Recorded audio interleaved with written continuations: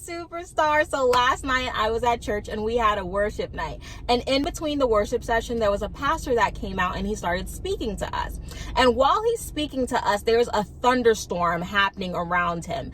And the storm was just so loud. And he said, the storm is your troubles in life. The storms is that hospital report. The storms is that rent that's due. The storms is that college application. The storm is that medical diagnosis. The storm is that husband, that wife, the children. The storm is your trials and tribulations of life.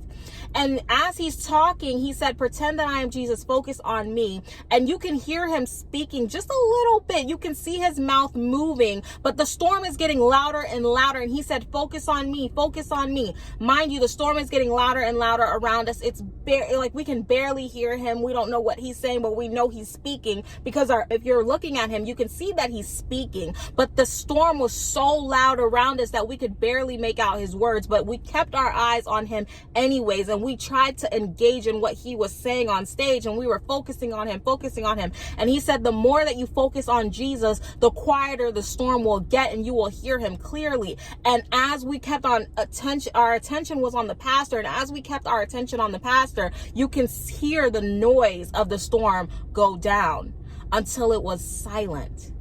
And we could hear him so clearly. Now, the storm was still happening around him. We could see the thunder. We could see the lightning. We could see the waves. We could see it all.